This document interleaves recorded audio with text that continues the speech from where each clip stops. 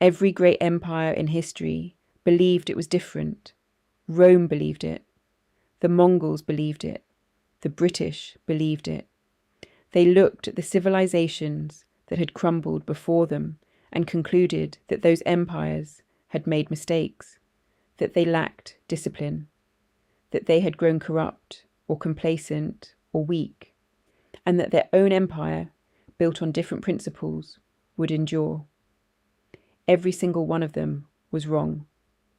And the reason they were wrong is not what you think. The fall of empires is not a story about bad decisions. It is a story about a loop, a specific, repeating sequence of events that has played out across thousands of years of human history, in cultures separated by oceans and centuries, with no contact between them. The same loop, the same stages, the same ending. And the most disturbing part is this: the very things that make an empire great are the exact things that eventually destroy it. To understand why, you have to go back to the beginning. Every empire starts the same way. A group of people, usually from a harsh or resource-scarce environment, develops exceptional cohesion. Historian Ibn Khaldun, writing in the 14th century, called this quality asabiya. It is a difficult word to translate directly. It means something like collective solidarity, or group feeling, or shared purpose so strong it overrides individual self-interest. A group with high asabiya is almost impossible to defeat. Its members fight harder, cooperate more fully, and sacrifice more willingly than any opponent motivated primarily by personal gain. This is how underdogs become empires, not through superior technology or larger armies, through an almost supernatural level of unity. The early Romans were not wealthy. They were not sophisticated. They were farmers and soldiers from a small city on a river in central Italy, surrounded by more powerful neighbours. But their cohesion was extraordinary. The Roman concept of duty, of obligation to the republic, of the individual subordinated to the collective, was not propaganda. It was lived, and it made them nearly unstoppable. The same pattern repeats in every founding story. The early Arabs who built the Islamic Caliphate, the Mongols under Genghis Khan, the English who built the largest empire in human history. All of them started from positions of relative disadvantage. All of them had something that wealthier, more established powers lacked: unity, purpose, the willingness to endure hardship for a shared goal. And then the loop begins. Stage 1 is conquest. The cohesive group defeats its neighbours. It acquires territory, resources, and wealth. This is the obvious part, the part that gets written into history books and celebrated in monuments. But something invisible is also happening during stage 1. The group is beginning to change. Wealth arrives, comfort follows. The harsh conditions that forged the original cohesion start to disappear. And here is the first turn of the loop. Historian Arnold Toynbee spent decades studying the rise and fall of 26 civilizations and identified what he called the creative minority problem. In the founding phase, the leaders of a civilization earn their authority. They solve genuinely difficult problems. They lead from the front. The rest of the population follows because the leadership demonstrably deserves to be followed. But as the empire matures, this relationship quietly inverts. The ruling class begins to maintain its position not through genuine achievement, but through inherited privilege, institutional inertia, and the increasing use of force to suppress dissent. Toynbee called this the shift from a creative minority to a dominant minority. The leaders stop solving problems. They start protecting their position, and the population, sensing this, stops following willingly and has to be compelled instead. This is stage 2, institutional calcification. The structures that made the empire work in its early phase harden into rigid hierarchies. Bureaucracies expand, rules multiply. The flexibility and adaptability that allowed the founding generation to respond rapidly to new challenges gets replaced by procedures, protocols, and an obsession with precedent. The Roman Senate, in its final centuries, was not incompetent in the way we might imagine. It was procedurally meticulous. It followed its own rules with extraordinary care. What it could not do was adapt those rules to a world that no longer resembled the world those rules were designed for. Economist Manke Olsen described this dynamic in his research on the rise and decline of nations. He found that over time, stable societies inevitably accumulate what he called distributional coalitions. These are interest groups, guilds, professional associations, political factions, whose primary function is to protect the share of resources their members already have. They are not trying to grow the pie. They are trying to ensure that their slice of the current pie cannot be taken away. And collectively, they make the entire system resistant to change. Every reform encounters organised opposition. Every adaptation triggers a coalition of people whose existing advantage would be threatened by it. The empire becomes allergic to the very adaptation it needs to survive. And then comes stage 3, external pressure. It always arrives. New powers emerge at the periphery. Technologies shift. Climate changes.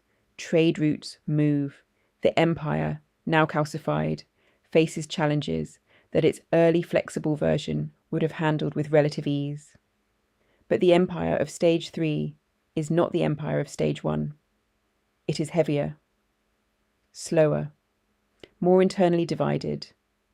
The energy that once went outward into conquest and expansion now goes inward, into managing the contradictions of a complex, stratified, increasingly fractious society. The response is almost always the same. The empire spends more on security. It expands its military. It raises taxes to fund that expansion. It contracts its commitments at the margins to concentrate resources at the centre. Each of these decisions is individually rational. Each of them, in combination, accelerates the decline. Higher taxes generate internal resentment. Military expansion without economic growth is unsustainable. Contracting commitment signals weakness to external rivals who probe further. The loop tightens. Historian Peter Heather, in his detailed analysis of Rome's collapse, argues that the Western Roman Empire did not fall because of barbaric invasions that were too powerful to resist. It fell because decades of internal fiscal crisis had hollowed out the very military capacity that was supposed to defend it. The barbarian groups that crossed the Rhine and Danube in the late 4th and 5th centuries were not more powerful than their predecessors. They were facing a Rome that had already consumed itself from the inside. The external collapse was the final stage of an internal process that had been running for over a century. This is the cruelest part of the loop. From the inside, at every stage, the empire's decisions look reasonable. They look like the only available options. The Romans had to raise taxes. They had no choice. They had to rely on foederati, foreign soldiers incorporated into the Roman military. There was no alternative. Each step followed logically from the last. The loop does not feel like a loop from the inside. It feels like a series of necessary responses to difficult circumstances. Only from the outside, looking back across centuries, can you see the pattern for what it is. Stage 4 is the long diminishment. This is not a sudden collapse.